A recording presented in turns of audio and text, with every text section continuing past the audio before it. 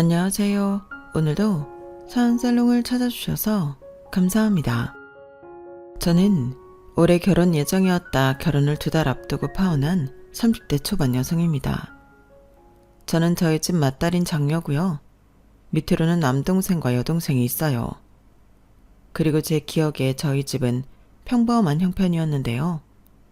그래도 고만고만한 아이들이 집에 셋이나 있다 보니 저희 엄마는 늘 고생만 온팡지게 하셨어요. 아빠는 공무원이신데 엄마 말로는 공무원 월급이 그렇게 많지는 않았다고 하더라고요. 그래서 저희 엄마가 반찬값이라도 벌겠다는 마음으로 일을 쉬어본 적이 없었다고 하셨는데, 그런 저희 엄마가 내일 모레면 환갑을 바라보고 있으니 그 지나온 세월이 자식된 입장에선 그저 안타깝게만 느껴지는 것 같아요. 원래 장녀가 그렇다고 하잖아요. 저는 고생만 하던 엄마를 가장 옆에서 오래 본 자식으로 아빠에게는 서운한 점이 많았거든요. 아빠는 엄마와 우리들보다 늘 친가 식구들을 챙겼어요. 그렇다고 저희 아빠가 장남이냐고 물으시면 그것도 아니었는데요. 저희 아빠는 장남도 막내도 아닌 셋째 아들이었어요. 아빠 쪽 형제가 3남 2녀인데 위로 큰아빠와 큰고모가 있고 밑으로 작은고모와 작은아빠가 있죠. 그리고 그때 당시는 다 그랬다고 했는데 할머니와 할아버지는 모든 지원을 장남인 큰아빠한테 하셨어요. 그러니 저희 아빠는 딱히 집에서 뭐 하나 제대로 받은 게 없는 자식이었는데, 그래도 형제 중 가장 막내인 작은아빠는 늦게나마 뭘 많이 받았다고 하더라고요. 그러니까 가운데 끼인 저희 아빠만 낙동강 오리알 신세로 아들임에도 아무것도 못 받았는데 그럼 사랑이라도 듬뿍 받았을까요? 형제 중 가장 효자가 저희 아빠였어요. 아니, 말은 바로 해야 하니까 가장 효자는 저희 엄마였죠. 그리고 고모들은 원래 딸이라고 차별받고 컸기에 친정이라고 챙기거나 오는 일도 없었다고 했는데 어쩌다 자식 농사를 그렇게 편파적으로 지으신 건지 저는 어릴 때부터 할머니 할아버지를 별로 좋아하지 않았어요. 저희 엄마가 착해서 그렇지 저는 그런 면에서는 아빠에게도 불만이 많았죠. 왜 결혼한 남자들이 자기 부인한테 대리 효도시킨다고 하잖아요. 저희 아빠도 그랬거든요. 게다가 저희 아빠는 자기가 퇴근 시간이 더 빠른데도 집안일은 늘 엄마 몫이라 생각하는 전형적인 가부장 스타일이었는데, 집안일과 집안에서 벌어지는 대소사는 항상 저희 엄마 몫이었어요. 저희 엄마가 퇴근하면 하루 종일 일을 해서 피곤할 텐데 엉덩이 붙일 시간도 없이 바로 준비를 하고 낮에 못한 집안일을 하기 바쁘셨거든요. 그러면 저희 아빠는 엄마가 바삐 움직이는 걸 그저 보고만 있을 뿐 늘 손에는 TV 리모컨을 들고 재미도 없는 야구와 축구를 보곤 했는데 그 모습이 어찌나 얄미워 보이던지 저는 커서 아빠 같은 사람이랑은 절대 결혼하지 않을 거라고 생각했어요. 오죽하면 저희 엄마도 그래, 너는 네 아빠 같은 사람 말고 최수정 같은 남자랑 결혼해 라고 하실 정도였는데요. 좀 웃긴 얘기지만 저희 엄마는 세상에서 제일 부러운 여자가 최수정 씨 아내인 하이라 씨였어요. 하지만 정작 저희 엄마랑 한 입을 덮고 하는 남자는 최수정 씨와는 거리가 상당히 먼 고리타분한 남자였는데, 저희 엄마는 그런 아빠도 이해는 간다며 저에게도 늘 이렇게 말씀하셨어요. 할아버지를 봐라. 아빠가 뭐 보고 배운 게 있었겠어? 사랑도 받아본 사람이 줄 수도 있는 거야. 아빠는 아빠 나름대로 그만하면 잘 크고 잘 살았지. 할머니 할아버지가 대학도 안 보내준다고 해서 대학도 못 나왔는데 악착같이 공부해서 공무원 시험 붙었잖아. 엄마는 그것만 봐도 아빠는 난 사람이라고 생각했어. 이렇듯 엄마는 미우나 고우나 아빠를 대단한 사람이라고 했는데 저는 아니었죠. 그렇게 따지면 할머니 할아버지 효도는 일절 지원 못 받은 우리 아빠가 아닌 큰아빠와 작은아빠가 하는 게 맞는 거잖아요. 하지만 늘 큰아빠와 작은아빠는 사고만 치고 걸핏하면 도와달라고 친가 기둥뿌리를 누가 더 많이 가져가나 경쟁이나 하듯 뽑아갔는데 그래도 언제나 할머니 할아버지한테는 우리 장남 우리 막내가 사이좋게 1순위 2순위였어요. 그런데 참 이상하죠. 당신 아파 병원 가야 하고 집안에 무슨 일이 있어 도와달라고 하는 자식은 우리 장남도 아니고 우리 막내도 아닌 저희 아빠와 저희 엄마였는데요. 그걸 좋게 볼 딸 자식은 세상 천지 없죠. 그러다 할아버지가 지병으로 돌아가셨어요. 그게 제가 고등학교 2학년이었을 때였는데 그 후에는 할머니 혼자만 남게 되었죠. 당시 할머니는 큰아빠네 집에 가고 싶어 하셨지만 큰엄마의 반대에 그러질 못했어요. 그리고 작은아빠네도 며칠 가 계시긴 했는데 일주일을 못 지내시고 다시 댁으로 돌아왔고 저희 집에는 말은 하지 않으셨는데 자식들 중 가장 좁은 집에 살기도 했고 애들도 셋이나 있으니 갈 곳이 아니라고 생각한 눈치였죠. 그리하여 울며 겨자 먹기로 할머니는 혼자 지내게 되셨는데요. 또 둘째가라면 서러운 효자인 저희 아빠는 그게 내심 마음이 아프셨나 봐요. 그럼 시간도 많은 아빠가 직접 할머니를 챙기면 될 텐데 아빠는 자네가 우리 엄마 신경 좀 써. 반찬도 골고루 만들어서 수시로 갖다 드리고 그리고 가서 금방 오지 말고 청소도 좀 해주고 말동무도 좀 해드리고 와. 라며 엄마를 시켰는데요. 그땐 저도 덩달아 폭발하고 말았어요. 아빠는 왜 할머니한테 그렇게 하지도 않으면서 왜 자식도 아닌데 엄마한테 그걸 다 시켜?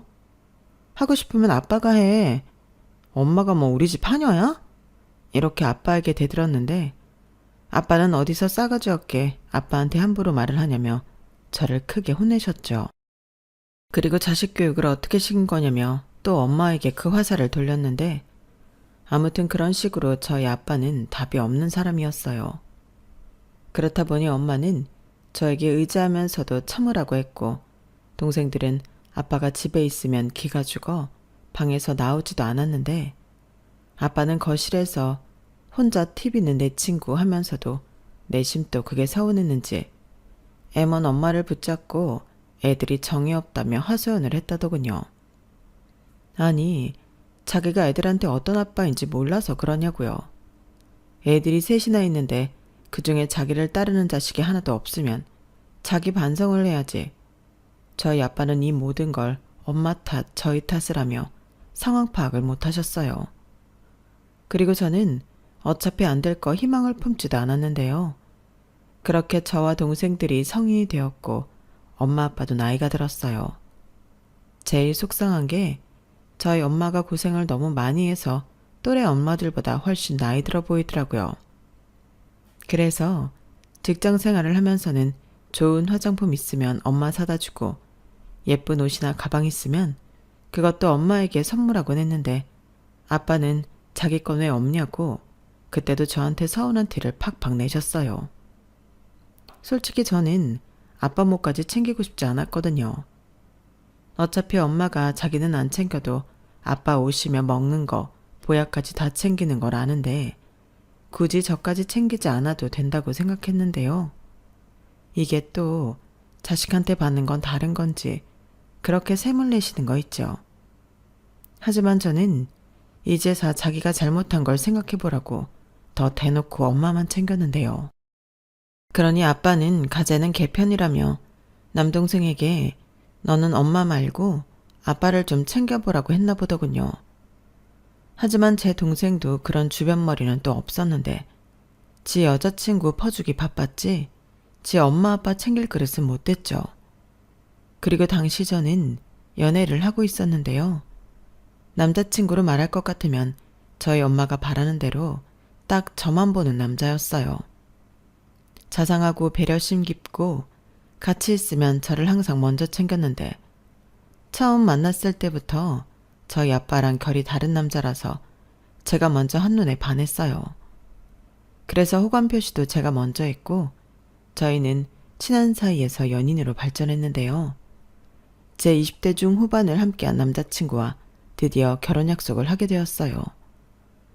사실 제가 맞이었는데 상황이 어쩌다 보니 동생들이 먼저 출가를 했거든요. 남동생은 지방에 있는 공공기업에 취업을 해서 일찍이 집을 나가 그 지역에서 자리를 잡았고, 막내 여동생은 어릴 때부터 워낙 발랑 까져서 걱정을 시키더니 20대 초 혼전 임신으로 결혼을 했는데, 이런저런 이유로 부모님과 함께 사는 자식은 저 하나였어요. 솔직히 직업이 없는 것도 아니고 나가 살려고 마음만 먹으면 못 나갈 것도 아니었는데, 그 나이 먹도록 아빠 앞에서 기도 못 펴고 사는 엄마를 보니 차마 저 혼자 조차고 독립을 할 수가 없겠더라고요. 그래서 연애 기간이 길었음에도 결혼을 섣불리 결정하지 못했는데, 평생 엄마 아빠랑 살 것도 아니면서 계속 결혼을 미루면 이대로 결혼을 못할 것 같아 저는 결혼하자고 조르던 남자친구의 프로포즈를 승낙하게 되었어요. 그러자 엄마는 잘했다며 이제 자식 셋 다 내보내고 편히 살 수 있겠다며 좋아했는데, 그건 어디까지나 저 마음 편하라고 하는 것일 뿐 진짜 마음은 아닌 것 같았죠. 혼자 주방에 있을 때면 엄마가 허공을 보고 한숨을 쉬셨는데 저는 벌써부터 걱정이었어요. 하지만 아빠도 나이를 먹고 이런 말 죄송하지만 할머니도 연세가 많으셨다 보니 이제 우리 엄마도 예전에 비해서는 덜 고생하지 않을까, 그런 생각을 하며 이젠 나도 내 행복을 찾아가자 마음을 먹었는데, 그렇게 설레는 결혼 준비를 하는 도중 할머니의 선전포고가 온 가족을 긴장하게 만들었어요. 할머니 나이가 90세가 넘으셨는데 그래서인지 더는 혼자 못 살겠다며 살던 집을 팔고 자식들 중 한 집에 들어가 당신 죽는 날까지 살아야겠다고 하셨대요. 그러면서 절대 요양원 같은 곳은 가지 않을 거라며 니들이 상의해서 알려달라고 했다는데, 그래서 아빠 형제들이 집합을 하게 되었다고 하더라고요. 그때 저희 엄마는 많이 놀란 눈치였는데 저는 그 말을 듣고 내심 설마 그게 우리 집은 아니겠지 라는 안일한 생각을 했어요. 제 상식으로 할머니 할아버지 돈을 가장 많이 갖다 쓴 자식이 할머니를 모시는 게 맞다고 생각했거든요. 하지만 그건 어디까지나 제 생각일 뿐 다른 형제들은 자기 엄마임에도 무슨 폭탄 돌리기 하듯 합가를 꺼려했다고 하는데, 고모들은 자기들은 출가 외인이라며 빠지고 큰아빠는 사업이 어렵다며 작은엄마는 사촌 동생이 임용고시를 준비하고 있어서 곤란하다고 했다더군요. 그러면서 작은엄마가 차마 저희 엄마한테는 못 밀고 큰엄마한테 화살을 돌려 분위기를 몰기 시작했다는데요. 그때부터 본격적인 싸움이 벌어졌죠. 근데 이런 문제는 우리끼리 이럴 게 아니라 큰형님네가 맡아야 하는 거 아닌가요? 생각해보세요. 아주버님이 장남이라고 특혜도 제일 많이 받고 지금 하시는 사업자금도 전부 어머님 아버님 돈 가져가 썼는데, 그럼 가장 많이 받은 자식이 부모 봉양하는 게 맞죠. 솔직히 지금까지 어머니 혼자 계시게 한 것도 잘못 아닌가? 괜히 애먼 작은 형님만 왔다 갔다 고생만 하고. 어머 막내 동서, 왜 말을 이상하게 해? 나도 왔다 갔다 하면서 어머니 챙겼어. 그리고 어느 집이건 장남이 장남 대접받는 건 당연하지. 너 어디서 헛소리야? 그렇게 따지면 막내 도련님도 막내라고 받은 거 있잖아. 얘가 임용고시 보는 거랑 시부모 모시는 거랑 무슨 상관이야? 큰형님, 이건 경우가 다르죠. 우리 애가 예민해서 그런 건데 아무렴 자식이 먼저가 아닌 집이 어딨어요? 그리고 잊으셨나 본데요. 저는 아버님 돌아가시고 일주일 동안 어머니 모셨어요. 아유, 대단히 오래도 모셨다. 그래서 이번에는 못한다? 막내 동서 진짜 안 되겠다. 그리고 내가 이 말은 참으려고 했는데 진경이 걔가 공부하는 건 맞긴 해. 도대체 임용고시를 몇 번을 보는 거야. 나는 이쯤 되면 텄다고 봐. 진경이가 교사 되면 걔나 소나 다 교사한다고 하지. 그냥수, 아무리 그래도 그 말은 좀 심하죠. 왜 저희 딸을 가지고 막말을 해요? 아니 형도 양심 있으면 말을 해봐. 우리 집사람은 이상한 사람이야? 나도 형이 엄마 모시는 게 맞다고 생각해. 형이 그동안 엄마 아버지 등골 파먹은 걸 생각해야지. 형이 그 돈 다 까먹지만 않았어도 우리 지금 땅 부자 건물 부자야. 왜 나한테 그래? 지금 사업 안 돌아가서 머리 아파 죽겠는데 나는 모시고 싶어도 방이 없다고. 지금 집도 팔아서 이사 가야 하는 마당에 내가 엄마를 어떻게 모셔? 엄마를 뭐 부엌에서 지내시라 그래? 너는 형 상황도 모르면서 왜 그런 소리라는 거야? 그럼 어쩌라고. 여기서 늙은 우리 엄마 모시겠다는 사람이 한 집도 없는데. 어쩔 수 없지. 규태야, 네가 좀 하면 안 되겠냐? 유진이 결혼한다며. 그럼 이제 니네 두 사람밖에 없는데 딱이지. 재수씨, 이런 말해서 미안한데 여기 시집온 며느리 중에 재수씨 같은 사람이 어딨어요. 그냥 이번 딱 한 번만 신세 좀 질게요. 엄마 지금 사시는 집 팔면 그 돈도 다 가지세요. 네? 아니 그래도... 그래, 작은 동서밖에 없지. 우리가 상황이 그렇잖아. 작은 도련님 공무원이고 애들 다 출가했고 여기서 걱정하는 집은 작은 동서집밖에 없어.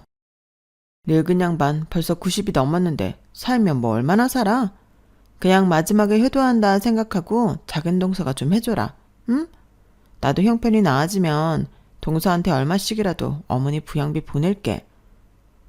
작은 형님, 저도 이렇게 부탁드려요. 저는 차마 작은 형님한테 부탁할 면목이 없었는데 어쩌겠어요? 진경이 그게 올해는 꼭 될 것 같다고 했거든요. 저도 진경이 딱 합격만 하면 부양비 보낼게요. 순식간에 아빠의 다른 형제와 그 배우자들은 저희 엄마를 붙들고 늘어졌어요. 그리고 난처한 엄마는 아빠만 쳐다봤다고 했는데 아빠는 어쩔 수 없다는 듯 고개만 떨구고 있었다 하더라고요. 그 말을 듣는데 속에서 천불이 올라왔고 이젠 하다하다 늙은 시어머니 시집살이까지 시키는 거냐고. 저는 아빠에게 큰소리 내고 엄마에게는 황혼이혼이라도 하라고 했는데요. 그때 아빠가 어떤 자식이 부모한테 이혼하라고 하냐며 저한테 불같이 화를 내셨어요. 너는 어차피 시집가면 남의 집 사람이야. 괜히 어른들 결정에 여러 말 하지 말고 너는 시집이나 가. 어디서 지 엄마한테 이혼을 하라 말아야. 저걸 자식이라고 입히고 키웠다니 너한테 들어간 내 돈이 아깝다. 이렇게 당시만 억울한 티를 내셨는데 지금도 그때만 생각하면 속이 답답합니다. 사람은 정말 잘 안 변하는 것 같아요. 늙어서 기운만 좀 빠질 뿐 그 성격은 달라지지 않았는데 엄마는 나른 시집살이는 피하면서 할머니를 부양할 수 있는 방법을 생각하는 눈치였어요. 그리하여 할머니를 집 근처에 방 하나를 얻어 지내게 하고 그 집 월세를 큰아빠네와 고모들 그리고 작은아빠네한테 n분의 1 하라고 엄마가 매일 들여다보면 안 되겠냐 했는데 아빠는 그게 뭐 하는 짓이냐고 모실 거면 모시고 못 모실 것 같으면 못 모신다고 말하라고 엄마를 다그쳤어요. 저라면 냉큼 그럼 나는 못 모신다 말할 수 있을 것 같은데 저희 엄마는 바보처럼 그러지도 못하더라고요. 엄마 그냥 못한다고 해. 아니 그래도 어떻게 그래. 네 할머니가 이걸 다 알아봐라. 얼마나 속이 상하겠니? 자식이 5이나 있으면 뭐해. 90 먹은 너무 모시겠다는 자식이 하나도 없는데. 네 아빠 말이 맞다. 할 거면 하고 못하면 못하는 거지. 그래서 뭐 이제부터는 늙은 시어머니 모시고 시집살이 하려고? 그럼 어쩌냐. 네 할머니가 요양원은 죽어도 싫다고 하시는데 네 할머니 성격에 거기 가도 쫓겨나기 십상이야. 네 큰엄마 말처럼 할머니가 살아봤자 얼마나 사시겠니. 괜히 장례 치를 때 나만 찝찝하고 내내 걸리지. 그냥 몇 년 고생하고 엄마는 마음 편하게 살란다. 정말 못 살아. 엄마는 그게 문제야. 아빠 탓할 거 없어. 엄마 팔자 엄마가 꾸는데 이걸 누굴 원망해? 원망 안 해. 네 말처럼 할머니 모시기 싫다고 이 나이에 네 아빠랑 이혼해? 못할 것도 없지. 왜? 이혼하면 먹고 살 게 걱정이야? 내가 생활비 매달 줄게. 됐어. 엄마가 뭐 벌이가 없냐? 시집간 자식한테 생활비 다 쓰게. 네 아빠 네가 보기에 엄마한테 못하는 것 같지만 아니야. 표현이 서툴러서 그러지. 엄마한테 미안해하고 고마워해. 그러니까 여태 살았지. 이 문제는 엄마가 알아서 할 거니까 너는 네 시집가서 잘 살 생각이나 해. 몰라. 엄마 때문에 짜증나. 이럴 줄 알았으면 나도 유정이처럼 빨리 시집가 버리는 건데. 하유, 엄마 때문에 시집도 못 갔다는 소리 또 하려고? 맞거든. 내가 엄마 두고 시집가기가 그래서 여태 참은 거라고. 그래 고맙다. 역시 큰딸밖에 없지. 이것 봐봐. 엄마는 이런 딸도 있고 이만하면 복 받은 거 아니야? 이혼하면 생활비도 준다고 하고 와, 완전 로또지? 치, 말만 그렇게 하지. 좌우간 엄마 정말 이럴 때면 너무 짜증나. 짜증나게 해서 미안하네. 그러니까 너는 엄마처럼 살지 마. 하이라 씨처럼 남편 사랑만 받고 살아. 알겠지? 아, 그놈의 하이라 타령. 몰라. 저는 나이가 적지도 않으면서 계속 엄마한테 투정만 부렸어요.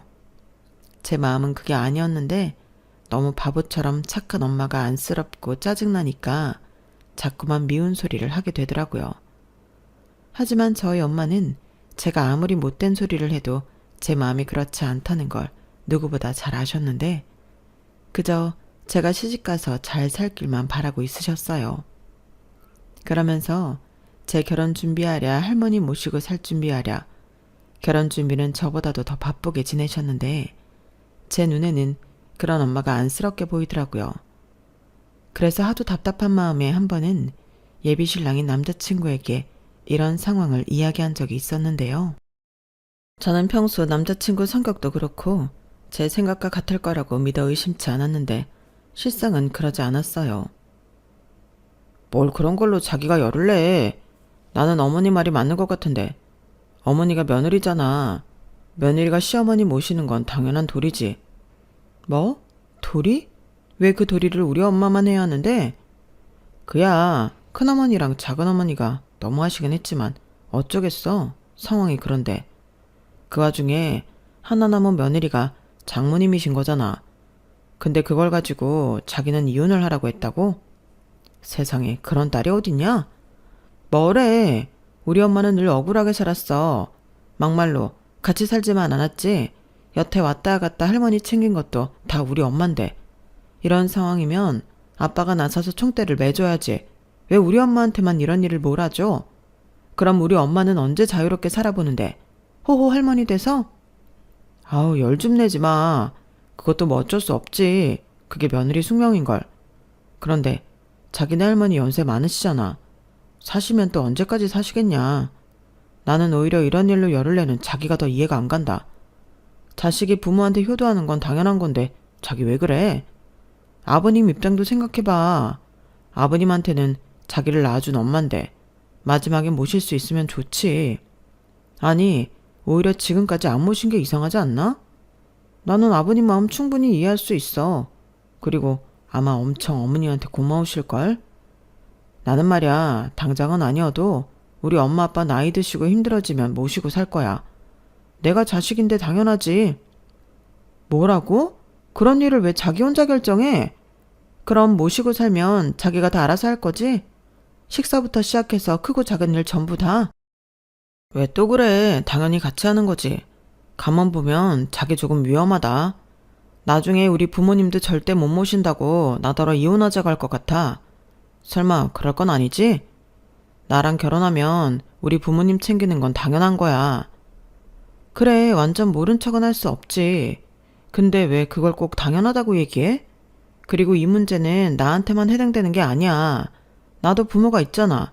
그럼 자기는 우리 엄마 아빠 모실 수 있어? 당연하지. 그래? 그럼 우리 엄마 아빠 모시면 자기가 챙기고 다 할 거란 소리네? 에이, 그런 게 어디냐? 장인 장모님이 사이가 편하겠어? 딸이 편하지. 나는 그냥 같이 살기만 하는 거고. 뭐? 어이없다. 그럼 나도 나중에 시부모님 모시고 살면 자기가 알아서 자식 노릇 할 거니까 같이 살기만 하면 되는 거네. 자기 진짜 오늘 왜 그렇게 삐딱해? 같이 살기만 하고 모른 척하는 며느리가 어딨어? 우리 엄마 아빠도 나보다는 며느리가 더 편하지. 뭐래. 그러니까 자기 말은 우리 부모님이든 자기네 부모님이든 다 내가 모셔야 한다는 소리인 거잖아. 자기는 그냥 같이만 살고. 그게 말이 된다고 생각해? 자기 원래 그런 사람이니? 아무래도 나는 할 줄 아는 게 없잖아. 여자가 챙기는 거지. 남자가 나서면 더 웃기지 않아? 저는 예비 신랑 말에 기가 막혔어요. 말은 당연하다, 같이 하는 거다 하면서 자기는 할 줄 아는 게 없으니 시댁이든 친정이든 와이프가 도맡아 해야 한다고 생각하고 있는 거잖아요. 물론 아직 먼 이야기이고 닥치지 않은 일로 성을 낸다는 건 웃기는 일이었는데 결혼 전인데도 저런 생각을 가지고 있는 남자면 결혼 후에는 어떻게 나올까? 저는 저희 아빠 얼굴이 떠올랐어요. 자기 아내가 자기랑 결혼해 애 셋을 낳고 지금까지 고생만 한 걸 뻔히 알면서도 마지막까지 할머니 봉양을 해주길 바라는 아빠의 못된 심보가 내가 사랑해서 결혼하려고 한 남자한테도 있다고 생각하면 너무 소름이 끼쳐서 견딜 수가 없더라고요. 그래서 그날은 더는 이야기 나누는 것조차 싫어서 금방 집으로 돌아왔는데요. 그때부터 결혼에 대한 회의감이 들었어요. 사랑하는 사람이랑 행복하고 싶어 결혼을 하려던 건데 결혼을 하면 며느리로서 부담스럽고 부당한 의무감들이 생겨난다는 생각을 하니 저는 덜컥 겁이 났는데 어쩐지 저는 결혼이랑 맞지 않는 사람일지도 모른다는 생각이 강하게 들었어요. 무엇보다 이런 말, 저희 엄마한테 미안한데 저는 엄마처럼은 살고 싶지 않았거든요. 그러면서 적어도 내가 고른 남자는 최수종 씨까지 아니더라도 싫어 죽겠는 아빠랑은 다른 사람이라고 자부했는데 그런 것도 아닌 것 같아 실망감을 감출 수 없었는데요. 그날 저녁 예비 신랑에게 연락이 왔어요. 아무리 생각해도 저의 반응이 깨림칙해서 연락했다고 하는데 뒤에 덧붙여 이런 소리를 하더라고요. 내가 아까는 너무 경황이 없었는데 자기가 오해하는 것 같아서 나는 꼭 우리가 부모님을 모셔야 한다고 생각하는 건 아니야. 상황이 그러면 어쩔 수 없다는 거지. 그리고 우리 결혼하면 어차피 매달 생활비 보조할 거니까 꼭 모시지는 않아도 될 거야. 설마 그것도 싫다는 건 아니지? 그야 당연히 아니지. 그리고 생활비 얘기가 나와서 하는 말인데 나는 뭐든 시댁이든 친정이든 똑같이 하는 게 맞다고 생각해. 그러니까 양가의 생활비를 드릴 거면 액수를 부담스럽지 않은 선에서 조정해야 하지 않을까? 자기는 얼마 생각해? 주변에서 이런 얘기는 결혼 전에 미리 하는 게 좋다고 하더라고. 뭐? 자기 집에도 생활비 보조를 하겠다고? 왜? 이건 아니지. 자기 집은 아버님 공무원 연금 있고 노후 준비 다 되어 계시잖아. 거기에 할머니 모시면 할머니 사는 집도 팔아서 그 돈도 생기는 거고. 근데 우리 집은 아무것도 없으니까 양가 해드릴 돈이면 우리 집에 몰아줘야지. 자기랑 나랑 반반씩 해서 매달 100만 원 어때? 우리 엄마 아빠 이제 나이도 있고 얼마나 일을 할 수 있을지 모르니까 이 부분은 자기가 해줘야지. 모시지도 않을 거면 돈이라도 넉넉히 해야 하지 않겠어? 그리고 내가 우리 엄마한테 얘기했는데 아무리 장모님이 할머니 모시는 게 싫다고 자기가 이혼 어쩌고 한 건 잘못이래. 만약에 장모님이 자기 말 듣고 이혼하면 그건 그 집 며느리 얻는 건 좀 그렇다며. 우리 엄마도 난색을 하더라. 그런 며느리 무서워서 어떻게 아들 장가 보내냐고. 저는 예비신랑의 전화에 기함을 했어요. 저런 생각을 가진 남자인 것도 모르고 결혼 준비를 하고 있었다는 게 소름이 끼쳤는데 제가 제 무덤을 파고 있었더라고요. 다른 건 몰라도 우리 집은 노후 준비가 되어 있으니 됐고 제가 번 돈까지 자기 부모 생활비로 줘야 한다고 제 동의도 없이 생각했다는 게 너무 놀라웠는데요. 쪼르르 자기 엄마한테 제 얘기를 나쁘게 한 것도 기분이 나빴고 제 말을 듣고 저희 엄마가 이혼하면 그건 제가 무서워서 아들장가 어떻게 보내냐고 하시다니 저런 집 아들 뺏어오는 건 아니다 싶더군요. 그래서 결혼은 이쯤에서 접는 게 낫겠다는 판단을 하게 됐어요. 나중에 결혼 전에 이런 사실들을 알 수 있어서 다행이고 고맙게 느껴졌는데요. 만약 모르고 결혼했다면 당장 시댁 생활비부터 예비신랑이랑 싸웠을 거잖아요. 그리하여 저는 며칠 후 생각을 정리하고 마음을 가다듬어 예비신랑에게 헤어지자고 했어요. 그러자 예비신랑은 어떻게 이제 와서 그럴 수 있냐고 노발대발했는데 제가 자기 부모 모시는 것도 싫고 생활비도 주기 싫어 결혼을 없는 거냐고 저를 비하하기 시작하더군요. 그래서 저는 솔직하게 말했어요. 상의된 것도 없이 혼자 그런 생각을 하고 있었다는 게 충격이었고 아직 결혼 전이지만 이런 일들로 부딪힐 것이 뻔해 보여 하고 싶지 않아졌다고 얘기했는데 그러자 이 남자는 저더러 이기적이고 못됐다며 거품을 물기 시작하더군요. 너는 그런 생각이면 어떤 남자랑도 결혼 못해. 며느리가 시댁 챙기는 건 당연하지. 뭐가 당연해. 고마운 거지. 그리고 왜 시댁만 챙겨야 하는 건데? 우리 집은 노후 준비 되어 있으니까 챙길 필요가 없다며. 그래놓고 나는 시댁만 챙기라고? 내가 왜? 그야 여유가 있는데 똑같이 챙기는 게 더 이상하지 않아? 그럴 돈 있으면 시댁을 먼저 챙기는 게 당연한 거지.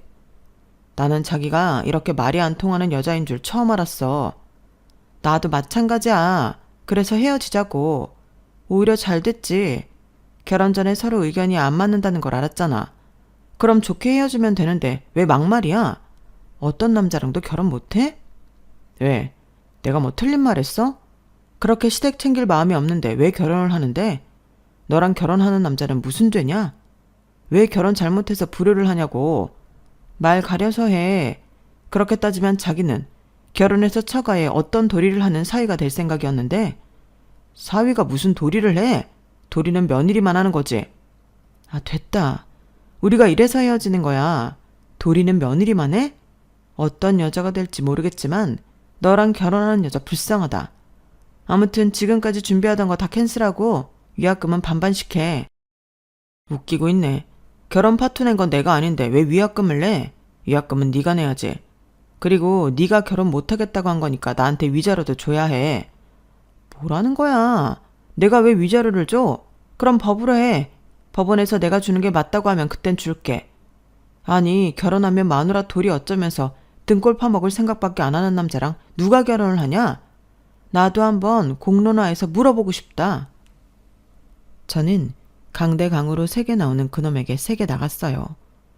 그리고 저희 부모님에게도 이 사실을 모두 이야기했는데요. 그러자 저희 아빠는 말 많은 처녀가 결혼까지 엎어지면 동네 창피해서 어떻게 얼굴을 들고 다니냐고 큰 소리를 내더군요. 저는 그런 아빠의 모습에 천륜이고 뭐고 심한 배신감을 느꼈어요. 그리고 그때 저희 엄마가 앞에 있던 상을 엎어버렸는데요. 그딴 놈이랑은 헤어지는 게 100번 1000번 잘한 거라고 처음으로 목소리를 높이다 못해 고함을 질렀어요. 그때 아빠가 많이 놀란 얼굴이었는데 저도 많이 놀랐죠. 그리고 저희 엄마는 그 기세를 몰아 이렇게 말했죠. 당신이 그러고도 우리 유진이 아빠야?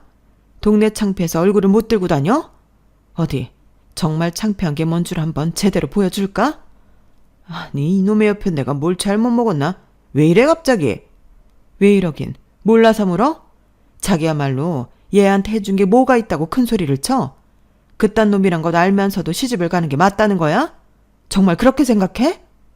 아니, 나는 애당초 그런 놈을 고르지 말았어야지. 그리고 골랐으면 어쩌겠어? 감내하고 사는 거지. 그래서 나처럼 똥인 줄 알면서도 살아라? 뭐? 똥? 지금 하늘 같은 서방님한테 똥이라고 했어? 그래, 네가 똥이지 뭐 된장이냐?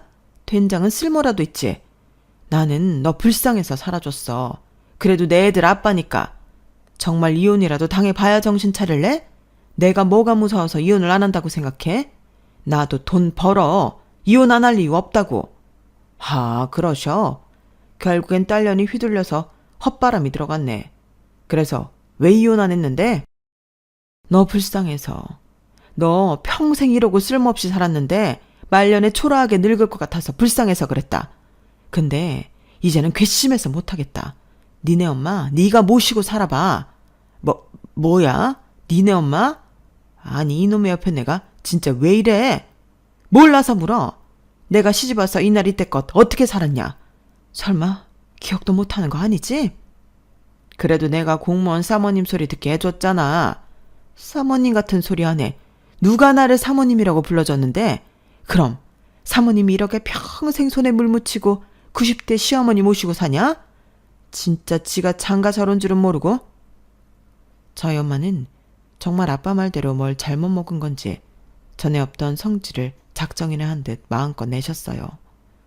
그리고 아빠는 엄마가 할머니도 안 모시겠다고 하고 이혼하자고 하니 꿀먹은 벙어리가 되었는데요. 아니, 이렇게 성질도 낼 수 있으면서 왜 여태 참고 있었는지. 저도 엄마를 보며 시원하기도 하고 어안이 벙벙했어요. 그리고 저희 엄마는 내친 김에 저에게 위약금을 물어줘도 인생 망치는 것보다는 싸다며 저에게 연신 잘했다고 하셨는데요. 그런 엄마를 보니 어째 제가 정말 잘한 것 같은 기분이 들더군요. 그리고 이걸 다행이라고 해야 하나? 위자료 어쩌고 했던 그놈은 잠잠했는데 제가 결혼식장이랑 신혼여행을 취소하며 위약금을 절반만 보내고 나머지는 신랑 측에 청구하라고 업체 측에 이야기하니 그것도 걱정했던 것과 달리 잘 정리됐어요.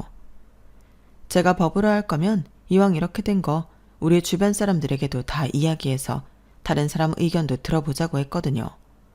그러자 저더러 치사하니 어쩌니 하며 너 같은 여자는 질색이라고 막말을 하기 시작했는데 누가 할 소리를 하는 건지. 오히려 식장 들어가기 전에 이딴 결혼을 엎을 수 있어서 감사하더군요. 그리고 그 이후 더 대박인 사건이 있었어요. 이건 제 일은 아니었는데 할머니가 저희 집에 처음 오신 날 벌어졌죠. 이거 받아라. 네가 나 모신다고 한 값이다. 어머니, 이게 뭐예요? 집이 그새 팔렸어요? 안 팔아. 내가 그 집을 왜 파니? 그럼 이건 무슨... 그건 내가 마지막으로 챙겨둔 돈이다. 사실 나는 어찌어찌해도 네가 나 모신다고 할 줄 알았어. 그래서 일부러 이 돈 넣어주려고 내 생전 처음 쇼를 해봤다. 네? 어머니 그게 무슨 말씀이세요? 나도 염치가 있지. 네가 나한테 한 걸 모르겠니? 내가 살면 얼마나 살아. 그래서 더 늦기 전에 신세를 질 게 아니라 신세를 갚고 싶었다. 너 내 원망 많이 했을 거잖아. 큰애 집, 막내 집 다 퍼주면서 신세는 너한테 진다고. 안 그랬어? 그야 저도 사람이니까요. 그래도 겉으로 내색한 적은 없는데. 나도 눈치는 있다. 그리고 내가 순순히 너한테 고마운 값 준다고 하면 그것들이 가만히 있겠니? 그래서 이렇게 판을 한번 깔아봤지. 어째 좀 그럴싸했냐?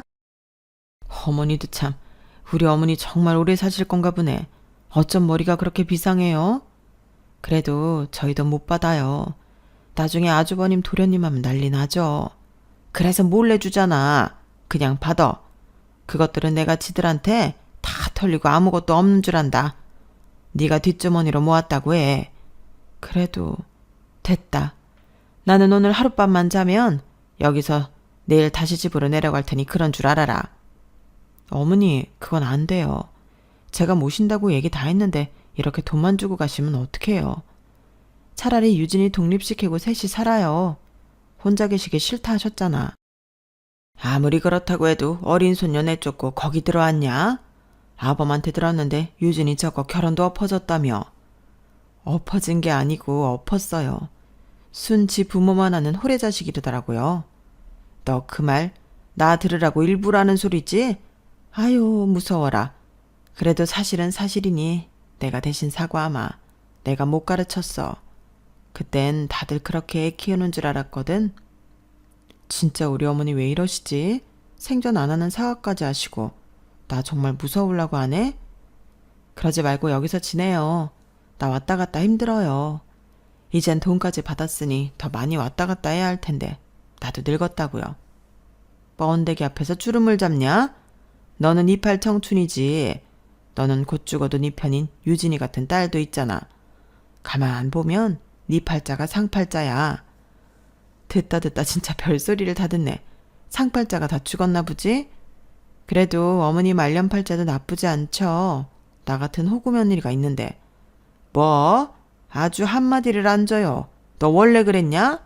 원래는 순둥순둥 말도 못하고 그러더니 내 나이가 몇인데요. 할 말이라도 다 하고 살아야지. 안 그러면 어머니 아들이랑 못 살지. 속 터져서. 그래, 너는 네 성깔대로 하고 살아라. 아무튼 신세 질 일 없으니까 우리 예전처럼 하자. 다른 애들한테는 아무 소리 하지 마. 어차피 그것들 내 집에 들락날락 안 하는 놈들이고 집 팔아서 니네 집에 있다고 하면 그런 줄 알 거다. 부양비 준다고 했다며? 그것도 야무지게 받아. 다 정말 양심 없는 사람 만드시네. 무슨 준다 했을 때 받으라고. 그리고 그 돈으로 너랑 나랑 맛있는 거 사 먹고 놀러 다니면 되지. 이제부터는 너랑 나랑 계급장 떼고 다리에 힘 있을 때 놀자고. 너 그 돈이면 직장 안 다녀도 되지? 어머니, 나 일 그만하라고 일부러 그러시는 거예요? 그래, 그 나이 먹고 너도 너무 일만 했어. 네가 소냐? 유진이는 지 앞가림 지가 알아서 잘하래고 너도 이제 편히 놀아라. 할머니는 전혀 생각지도 못한 서프라이즈를 저희 엄마에게 선보이셨어요. 그리고 저희 엄마는 그날 참 많이 울었는데요. 그동안 고생한 걸 할머니가 알아주니 그간 서운했던 일들이 눈 놓듯 사라졌다고 하셨어요. 그리고 저희 아빠는 그때도 정신을 못 차려서 어떻게 그 돈을 홀랑 받냐고 효자 노릇하다 할머니한테 귓방망이를 얻어맞으셨는데요.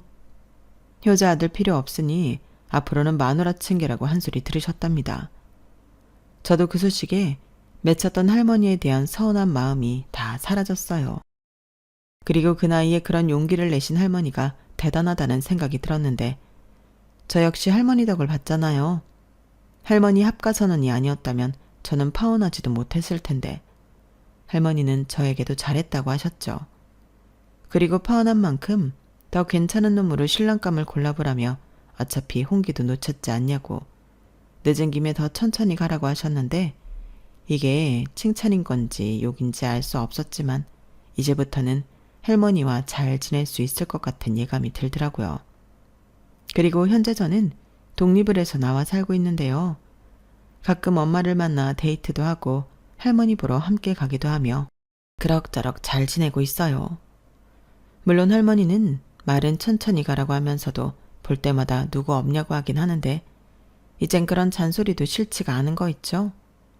게다가 그 사건 이후 아빠가 엄마 눈치를 보며 지내고 있는데 안 하던 짓 하려니 고생이 이만저만이 아닌 것 같더라고요.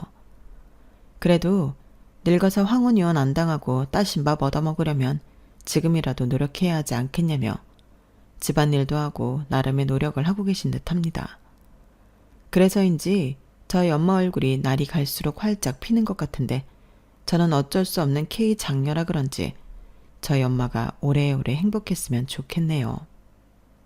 그런 엄마의 모습을 보면 저도 행복하거든요. 그리고 끝으로 바람이 있다면 저희 할머니 정정하실 때 제대로 된 놈을 만나 소개할 수 있었으면 하는데요. 그게 가능할지는 모르겠지만 이제 조금씩 좋아지고 있는 할머니에게 예쁜 손주 사이를 보여줄 수 있었으면 좋겠습니다. 이상 제 사연은 여기까지예요. 파혼이 자랑은 아니지만 저는 할머니 덕에 걸을 수 있는 놈을 걸러낼 수 있었고 지금은 나름의 솔로 생활을 즐기고 있는데 앞으로 더 좋은 인연이 저에게 다가오길 기대하며 사연을 이만 줄이도록 하겠습니다. 끝까지 들어주셔서 감사해요. 늘 건강하시고 행복하시길 바라겠습니다. 안녕히 계세요. 여러분, 사연 댓글에 응원과 현명한 조언 부탁드려요. 좋아요와 구독은 저에게 큰 힘이 됩니다. 오늘도 좋은 일 가득하세요.